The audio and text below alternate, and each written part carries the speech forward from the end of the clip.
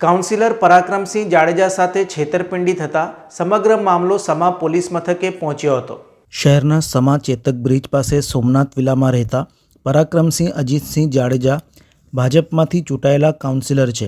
તેમણે સમા પોલીસ સ્ટેશનમાં નોંધાવેલી ફરિયાદમાં જણાવ્યું હતું કે નગર પ્રાથમિક શિક્ષણ સમિતિના પૂર્વ અધ્યક્ષ અને ભાજપના સક્રિય કાર્યકર દિલીપસિંહ ગણપતસિંહ ગોહિલ મારફતે ગત ઓગસ્ટ 2023માં કમલેશ લાલજીભાઈ દેત્રોજા સાથે પરિચય થયો હતો, જેમના માધ્યમથી આમલીયારા ખાતેની જમીન પરાક્રમસિંહ જાડેજાએ ખરીદી કરી હતી। જમીનમાં આ સોદા પછી માર્ચ 2024માં કમલેશ દેત્રાજાએ જણાવ્યું હતું કે સુખલીપુરા ખાતેની જમીન માલિક તેમના કાકા અમૃતલાલ નરભેરામ પરેચા છે, જેઓ મોરબી ખાતે રહે છે। તેમની જમીન વેચાણ આપવાની છે।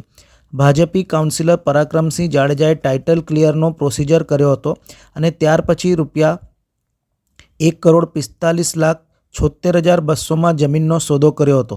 આ સોદા પેઠે પરાક્રમસિંહે કમલેશ અને દિલીપસિંહને રોકડા રૂપિયા 21 લાખ ચૂકવ્યા હતા અને બાકીની રકમના 5 ચેક આપ્યા હતા।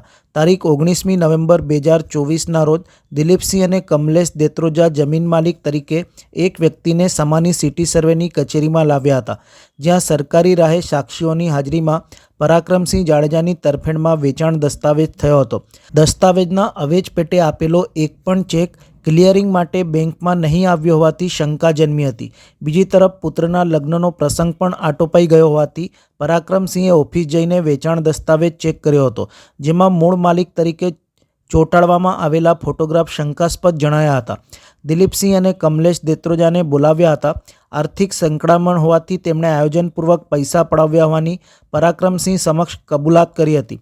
સિટી સર્વે કચેરીમાં જમીન માલિક તરીકે હાજર થયેલા ભેદી વ્યક્તિ અને ભાજપના કાર્યકર દિલીપસિંહ અને કમલેશ દેત્રોજા સામે સમા પોલીસે ગુનો નોંધીને તપાસ શરૂ કરી હતી। આ જમીન મેં એપ્રિલ 2024ની અંદર દિલીપસિંહ ગોહિલ અને કમલેશ માત્રોજા માર્ચ મહિનામાં મારી પાસે આવેલા કે ભાઈ અમારા કાકાની જમીન છે અને આ જમીન આવા વેચવાની છે। આની પહેલા પણ ભૂતકાળમાં મેં એની પાસે જમીન 2023માં ખરીદેલી અને વર્ષોથી સાથે પાર્ટીમાં કામ કરતા હોય એટલે એકબીજાને ઓળખતા હોય અને વિશ્વાસ હોય અને ભૂતકાળમાં પણ એક કામ એમની સાથે કરેલું, જેથી કરી અને મેં કીધું ભાઈ કાકા સાથે વાત કરાવો અને કાકાના કે બાપુ કાકા સાથે વાત કરાવવાની દસ્તાવેજ કાકા પોતે જ કરવા આવવાના છે। અમે તો કાકા મોરબી રહીએ છીએ, એની તબિયત બરાબર નથી એટલે એના વતી જેને 2023માં પણ આપણી સાથે કામ કર્યું છે એવી જ રીતે આ કામ કરવાનું છે। એકબીજા પરિચિત હોય એટલે એના વિશ્વાસમાં આવ્યો। તે પછી એના બધા ડોક્યુમેન્ટ મંગાવ્યા, બધા ડોક્યુમેન્ટ મને આપ્યા, ડોક્યુમેન્ટ ચેક કર્યા, ઓકે લઈ ગયા। તે પછી મેં મારા વકીલને કહી અને ટાઇટલ ક્લિયરની જાહેરાત આપી। એપ્રિલ મહિનામાં વડોદરાના નામાંકિત બધા છાપાઓની અંદર સંદેશ હોય, દિવ્ય ભાસ્કર હોય કે ગુજરાત હોય બધાની અંદર જાહેરાત આપી। જાહેરાત પછી મારા વકીલે પણ કીધું કે કોઈ પણ વ્યક્તિનો કોઈ વાંધો આવેલો નથી અને આ જમીન ટાઇટલ ક્લિયર છે, એટલે એમની સાથે મેં નક્કી કર્યું જૂન મહિનામાં અને જૂન મહિનાની અંદર એને ટોકનના રૂપિયા 21 લાખ રૂપિયા કટકે કરી મેં એને રોકડા ચૂકવા અને વાત થઈ કે ભાઈ 3 થી 4 મહિનાની અંદર આનો દસ્તાવેજ કરાવી લેવાનો। 18 મહિનાની ટોટલ મુદત અને 18 મહિનાના દસ્તાવેજ કરીએ ત્યારે બધા ચેકો પણ આપી દેવાના। એ જ અરસામાં મહારાષ્ટ્રની અંદર ચૂંટણી હતી, એક જિલ્લાની અંદર મને પણ મહારાષ્ટ્રની ચૂંટણીની જવાબદારી આપેલી। ત્યારે દિલીપસિંહનો ફોન આવેલો કે બાપુ ઓલી જમીનનો દસ્તાવેજ કરવાનો છે તો કેવું છે? મેં એને કીધું કે ભાઈ હું મહારાષ્ટ્ર ચૂંટણીમાં છું, આવ્યા પછી કરીએ તો કે ખરીદદાર ને કમ્પલસરી હાજર રહેવાની જરૂર નથી અને મને પોતાને પણ ખબર છે કે ભાઈ ખરીદદાર જે કમ્પલસરી નથી હોતું, વેચનાર હોય છે। મેં આ પાડી, મને એને ડોક્યુમેન્ટ મોકલા, મેં બધા ડોક્યુમેન્ટની અંદર સહી કરી અને ડોક્યુમેન્ટ અહીંયા પાછા મોકલી દીધા। દસ્તાવેજ જે દિવસે હતો એના ડોક્યુમેન્ટ બધા મારી પાસે છે, સરકારની અંદર એની પહેલા તારીખ તમારે લેવી પડે, તે પછી દસ્તાવેજ થાય। સાંજે 4 વાગે મેં ફોન કર્યો કે ભાઈ દિલીપસિંહભાઈ ઓનો દસ્તાવેજ થઈ ગયો, આપણો છોકરું બધું કામ પતી ગયું? તો કે ના બાપુ 2 વાગે દસ્તાવેજ હતો પણ પાર્ટી બીમાર થઈ ગઈ અને ઓચિંતા જેની તબિયત બગડી છે જેથી કરીને આવી શક્યા નથી, એટલે અત્યારે આ દસ્તાવેજ આપણે મુલતવી રાખીએ છીએ અને નેક્સ્ટ ટાઈમ દસ્તાવેજ કરશું। મેં તો કોઈ વાંધો નહીં, માણસ છે, બીમાર થઈ શકે, કોઈ પણ પરિસ્થિતિ આવી શકે। ત્યારબાદ એકાદ મહિના પછી ફરીથી આવ્યા કે ભાઈ હવે પાર્ટી ઓલરાઈટ છે, તૈયાર છે અને જ્યારે દસ્તાવેજ કરવું હોય ત્યારે ફરીથી મેં કીધું ભાઈ ટૂંક સમયમાં જ મારા દીકરાના લગ્ન છે, હું બીજી છું તમે જો પતાવી શકતા હોય તો દસ્તાવેજ કરો તો મને વાંધો નથી, નહીંતર પછી રાહ જોવો તો કે નહીં બાપુ પાર્ટી ઉંમર લાયક છે, અવારનવાર બીમાર જે છે, તો આ સમયસર દસ્તાવેજ કરી લેવું જરૂરી છે.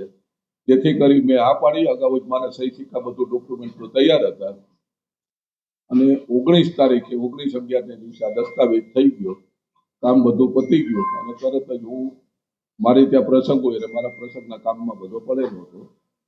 દસ્તાવેજ પૂરો થઈ ગયો, 1 મહિનો જેવો સમય થઈ ગયો. મારી ઘરે લગ્ન હતા, લગ્ન વિધિ બધી પૂરી થઈ ગઈ, શાંતિથી હું ફ્રી થયો.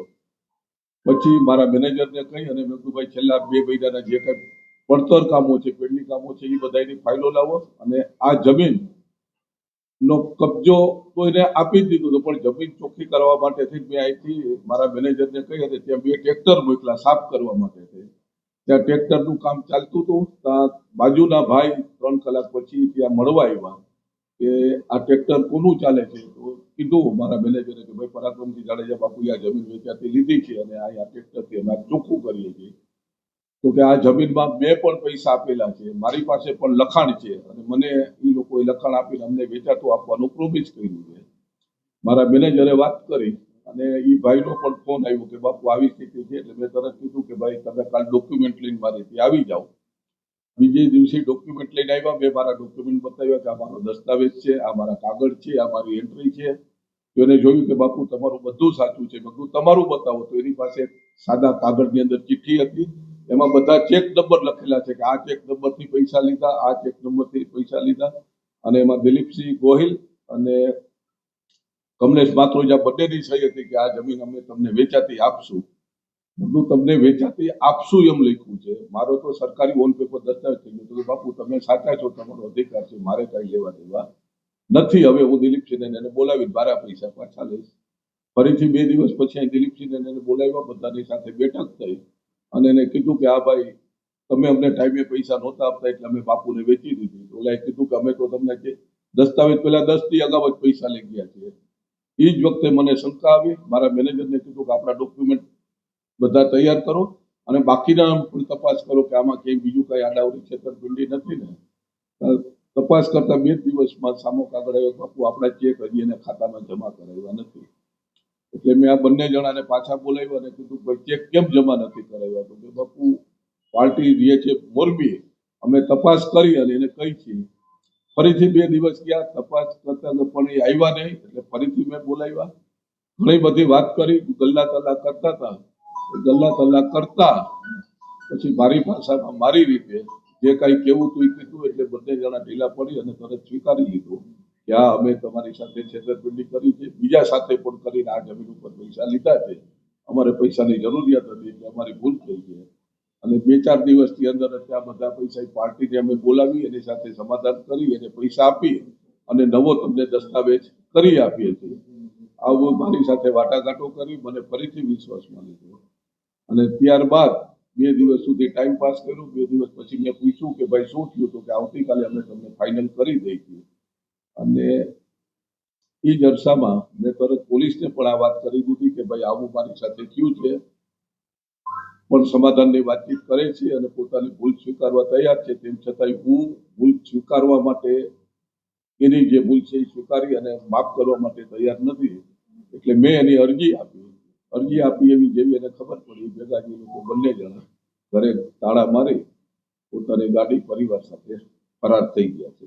આ મારી હકીકત. મતલબ હું દિલીપસિંહ એક જ નથી કહેતો, દિલીપસિંહ કરતા કમલેશ જેત્રોજા આ બંને જણા આ વિષયની અંદર અઠમ ખેલાડી હોય એવું છેલ્લા 5-7 દિવસથી બધે જે લોકોના ફોન આવે છે એ પ્રમાણે મને ધ્યાનમાં આવે છે કે આ બંને આના અઠમ ખેલાડીઓ હોઈ શકે.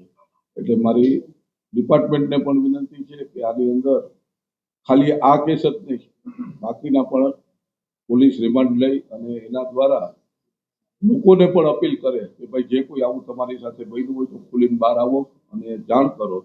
અને આ બંનેને મને 100% વિશ્વાસ છે કે આ બંને જણાના અનેક કૌભાંડો બહાર આવશે. પ્રદેશ નેતૃત્વને આ બાબતે જાણ કરશો કે આ આપણા નેતા આ પ્રકારે આવું ધંધો કરી રહ્યા છે? બધે જાણ આમાં કરવાની જરૂર જ નથી હોતી. આ જાણ તો તમારે નાઈ બોલીથી પેલા થઈ ગઈ હશે મિત્રો. આટલું બધું તમારું મીડિયા એક્ટિવ છે એટલે ક્યાંય કરવાની પેલા જેવો જમાનો નથી કે ભાઈ ટપાલ લખી 8 દિવસે પહોંચતું હતું. પોલીસ વાળાએ માહિતી માંગેલી પોલીસ ડિપાર્ટમેન્ટ તરફથી, બરાબર છે.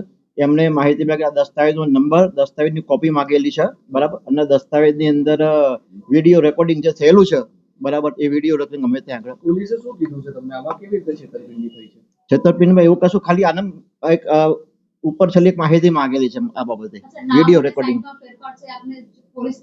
ના, એવું કશું કઈ નથી માંગ્યું. આ દસ્તાવેજની વિગત ખાલી માંગેલી છે.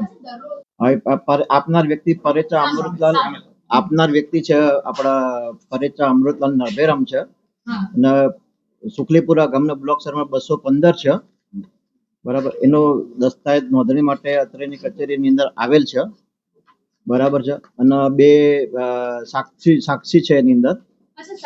હા, આપણી કચેરી અંદર કાયદાકીય રીતે આ દસ્તાવેજની નોંધણી આપણે કરવામાં આવેલી છે. એમાં સાક્ષી છે જીતેન્દ્ર કુમાર કે અને પાર્થ હસમુખ રાય જોશી, એ બંને સાક્ષીએ એમની રૂબરૂમાં આપણા દસ્તાવેજની આ નોંધણી કરેલી છે, બરાબર. અને સાક્ષી ઓળખ આપે છે કે ભાઈ આ વ્યક્તિ આ 7/12 ઉતારાની અંદર આ વ્યક્તિ જે કહે છે એ વ્યક્તિ એક જ છે એમ, બરાબર. ના, આધાર કાર્ડમાં જૂના નવાનું એમાં કોઈ હોતું નથી બેન, કારણ કે અમારે તો જે કાંઈ કાયદાકીય રીતે કરવાનું હોય છે એ સાક્ષી ઓળખ આપતી હોય છે કે ભાઈ આ વ્યક્તિ જ છે એમ. ભાઈ પરેચા અમૃતલાલ નરભેરામ છે, એ અમે એમના સાક્ષી એવું ઓળખ આપે કે અમે એમને ઓળખીએ છીએ એમ, અને ઓળખાણ આપે છે એમ, બરાબર. હવે આ સમગ્ર જમીન વેચાણને લઈને વિવાદ થયો છે, પોલીસ દ્વારા પણ પોલીસે માહિતી માંગી છે. હા, પોલીસ દ્વારા માહિતી આપણે માંગવામાં આવેલી છે તારીખ 30/12/24 ના રોજ, બરાબર. આ દસ્તાવેજ કોના નામે થયેલો છે અને વિડીયો રેકોર્ડિંગની અમે સીડી બી ત્યાં આગળ મોકલી આપેલી છે. આપની નજર પર કેમ નથી? આમાં કેવું છે, ઘણી વખત આધાર કાર્ડની અંદર ફોટાની અંદર એવું બધું બરાબર બતાવતા હોય છે, પણ અમારું મેન ડિપેન્ડન્ટ સાક્ષી રૂબરૂ હોય છે, અને સાક્ષી એવું કહે છે કે આ વ્યક્તિને હું ઓળખું છું, અને 7/12 ઉતારામાં જે જમીન માલિક છે બંને વ્યક્તિ એક જ છે એમ. ઓકે. હા, લખી આપનાર વ્યક્તિ છે પરેચા અમૃતલાલ નરભેરામ છે. પરેચા અમૃતલાલ નરભેરામ છે, બરાબર છે. અને લખી લેનાર વ્યક્તિ છે પરાક્રમસિંહ અજીતસિંહ જાડેજા છે. ઓકે, આપનું નામ છે? એના રાહુલ. અને જે લોકો ના સાક્ષીઓમાં નામ છે એ લોકો કોણ છે? સાક્ષીઓના નામ છે આની અંદર છે એક પટેલ જીતેન્દ્ર કુમાર કે છે અને પાર્થ હસમુખ રાય જોશી છે. ઓકે. આ બંને ઓળખાણ આપેલી છે કે ભાઈ આ જમીન માલિક આ છે, એના દસ્તાવેજ નોંધણી કરેલ છે. એના ટાવલ.